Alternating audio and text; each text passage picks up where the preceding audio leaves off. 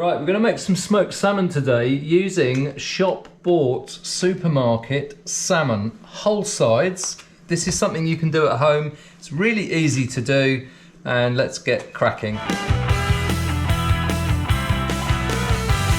First thing I'm going to do is try and carefully remove this from its packaging. Now I want to be sort of dealing with this in a kind of sympathetic way. I don't really want to be pulling it around a bit, so we'll just get the knife in and play around with it. If you have a look at the back, you'll see it's folded over, but I'm not going to cure this with the belly on, so I'm going to take the belly off. So there's going to be a bit of trimming going on here anyway. So let's be taking this out.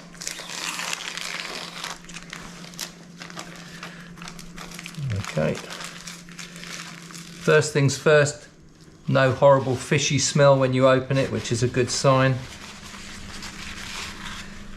And we'll take a little bit of that moisture off as well.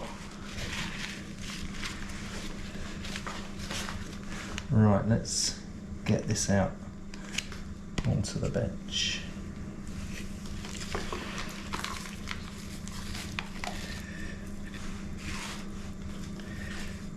Right, there we are.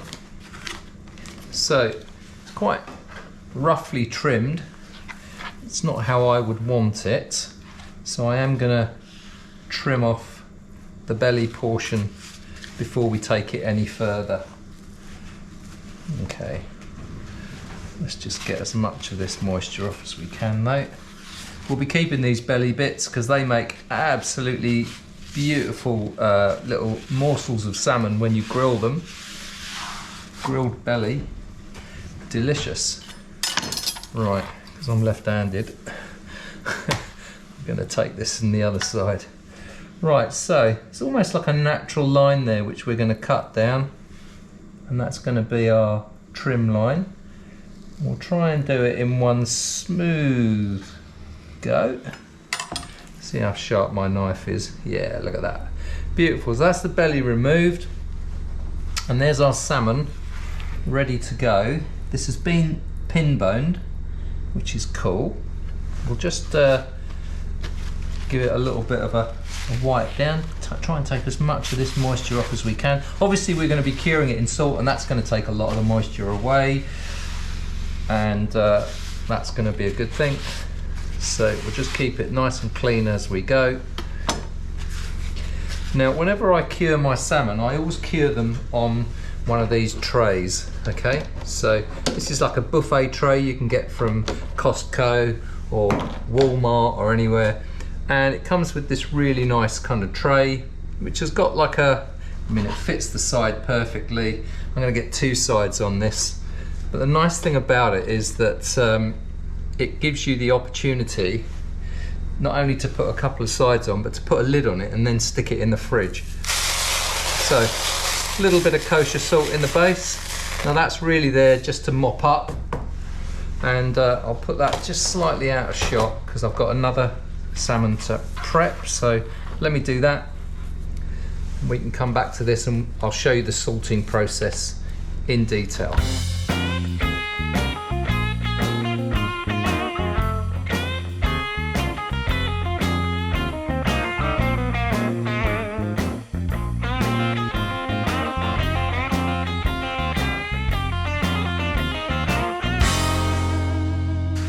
Right, that's our chopping board done. We'll get these bagged up, stuck in the fridge. We'll probably have those for tomorrow lunch. Lovely. Rightio, so here's our salmon. It's all been trimmed. Try and leave a little gap between them. And we've got this nice little gully around the outside, which is going to be perfect for collecting all that brine that runs off these. Now, this is kosher salt. If you want to know a little bit more about kosher salt, check out my video, Coldsmoking Salmon 101. Talk a little bit about this salt and how it's different from other types of salt. But we're just going to put a nice even layer all over this fish. More on the thicker bits than on the thinner bits, obviously, for obvious reasons. they're going to need a little bit more curing. So as we come up, we'll just put a little bit on here. Now, because this is quite coarse salt, it takes quite a while to break down into brine and then cure this fish. So you don't need too much of it. Obviously, we don't want to over cure the fish. But we want to make sure that it's cured sufficiently. You'll notice the other thing that I do with the smoked salmon is I don't use sugar. And that's just my preference. Some people tend to. Traditional smoked salmon never had sugar with it. It was always salt, salmon, and a nice dill sauce at the end. Or a mustard sauce if you'd prefer. Right, so we'll just make sure that the thicker bits of this salmon have got a little bit more salt on them. Obviously, if you don't have salt on those bits, it's not going to cure enough. Right, just want to put a bit of salt on the ends. I'll do that manually. There we go. Now, these are ready to go straight into the fridge and we'll get them curing. I reckon I'm going to leave these in for around about 18 to 24 hours. I'm not too fussed. This is a pretty sort of bulletproof method for curing salmon. You don't need to worry too much about the time. Just don't let it go over 24 hours if you can avoid it. And that's it. Lid goes on. So it's nicely protected in the fridge. Right, let's put these in the fridge and we're ready to go. Right, let's get this in the fridge curing. So, like I said, this will go in the fridge 18 to 24 hours and we'll come back to this tomorrow. Well, it's been 24 hours and this has been curing in the fridge all that time. And you can see I'm being really careful here because there is an inordinate amount of brine runoff that I don't want to spill on the floor. Right, this has just come out of the fridge and it's been in for 24 hours. Let's take this lid off and you can see the amount of brine and fluid that's come out of that salmon. Great, right, we'll get these over to the sink and we'll give them a rinse.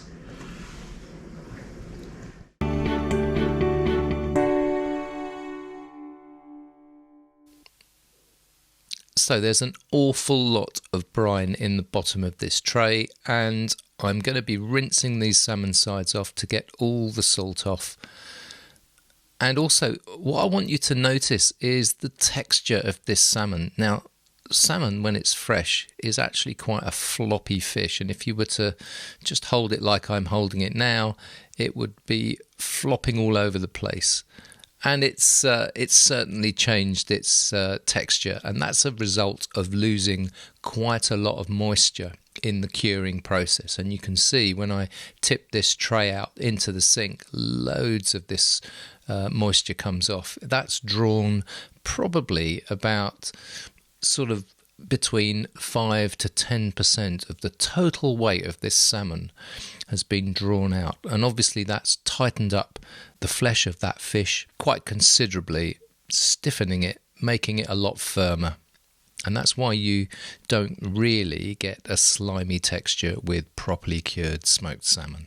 Anyway, onto the bench now, because we need to dry these fillets off before we put them in the fridge to dry for about 24 hours. And to dry these fillets, I'm just laying them on some kitchen towel, and we just want to try and get as much of that moisture off them as possible, because we're going to be putting these in the fridge for a further day to dry. Now, fridges are typically very dry environments. Usually, I mean, I'm doing this around Christmas time, so fridges are pretty packed full of food. So it's quite difficult to get a spare shelf, certainly for something this size. But it needs to be open, so you can't cover this when it goes into the fridge. It needs to remain open so that it can dry. Now, like I said, fridges are quite dry environments. Typically, my fridge is around about relative humidity 40, and that's usually pretty dry. and it'll dry nicely on the surface and give you that pellicle that you require. But I wouldn't skimp on this stage. This stage you really do need to get as much of that moisture out of the fish, and you can see here I'm pressing down with the paper towels on the surface just to draw out as much of that moisture as I can. Now, when you get this nice pellicle on the surface, it looks quite shiny, and I'll show you some pictures later in the video where we have that pellicle. And it sometimes takes between sort of 18 to 24 hours to develop, but it can actually take a little bit more time, especially if the fridge isn't that dry.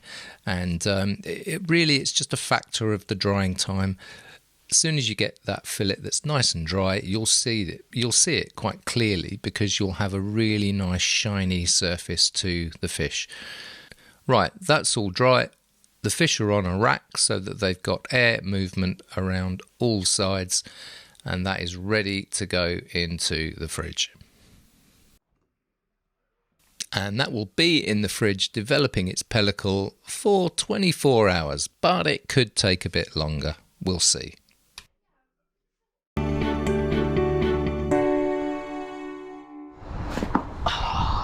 Here we are. Here's our salmon. Let's get this in the smoker. It's got a really nice pellicle on it. That's been drying now for 30 hours.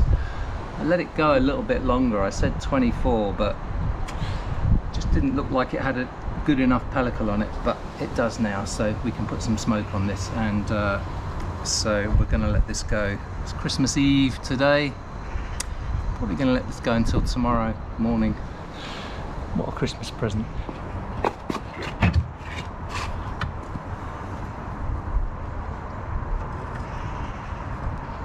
Oh, I'll tell you what, I shall turn this sideways, I think.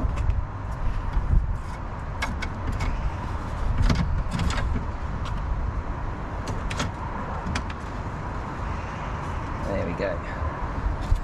Amazing. Look at that. Right, let's get this shut down and we'll see this Christmas morning. Oh, and by the way, if you're interested in what I'm using to smoke this, it's whiskey oak. And to generate the cold smoke, I'm using the Smokeye cold smoke generator in this application. And there's a video of me fitting this to my stacker smoker on the channel soon. Right, say goodbye. Bye. So the salmon's smoked for 30 hours in the smoker. I took it out on the rack and I wrapped each of the fillets individually in cling film and put them into the fridge for another day. And I did this to allow that smoky flavour to penetrate much further into the fish, so that you'd get that flavour of smoke running right the way through from top to bottom. Right, now time to slice.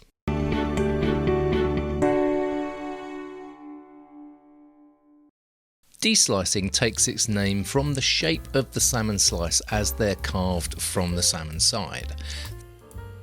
This style of slicing is made by taking 2 to 3 mm thick slices on a slight angle, which when viewed on a board look like a capital letter D. One should be able to make anywhere between 30 to 40 slices per fillet. Obviously, this largely depends on the size of your fillet and the accuracy of your slices. Taking slices on the D style is easier than long slicing, as you're not taking long, thin slices, where a greater degree of knife skills are required.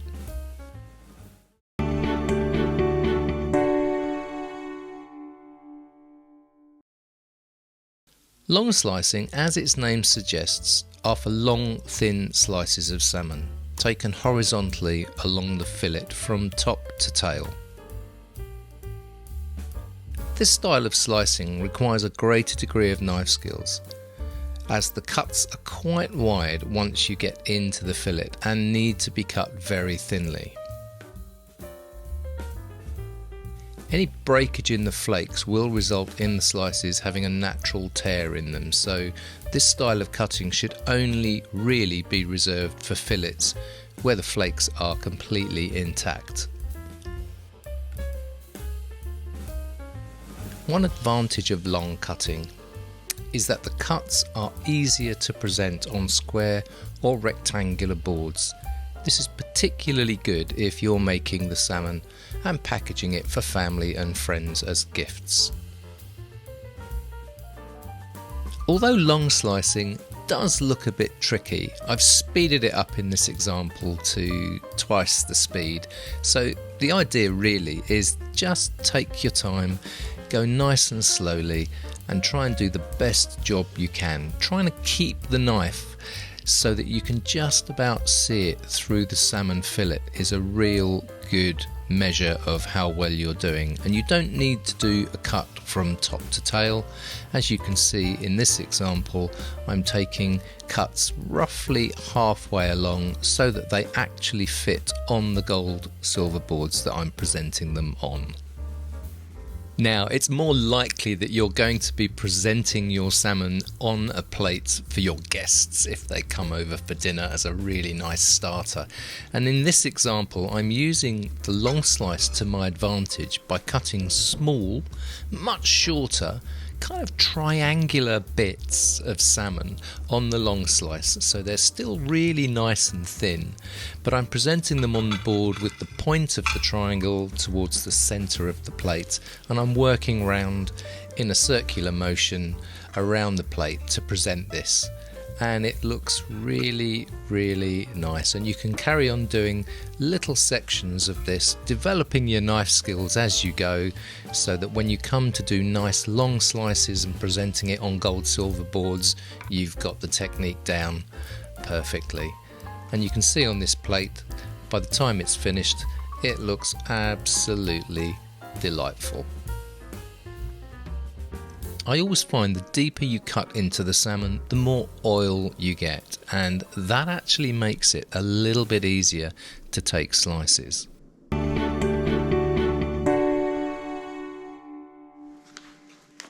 Well, you've spent an amazing amount of time curing your salmon, smoking it and slicing it, and now we're going to be presenting it on these wonderful gold silver boards. And in this example, I'm using 165 by 165 gold boards, and they're sitting in a 200 by 250 millimeter vacuum bag. And I'm drawing a vacuum on these so that you can present them to friends and family, and they look completely professional. If you want to get any of these boards, they're available on my website, coldsmoking.co.uk, and we do various different sizes. Well, I hope you liked the video. If you did, let us know what you think in the comments section. Consider subscribing. And in the meantime, folks, take care of yourselves, and I will see you on the next video.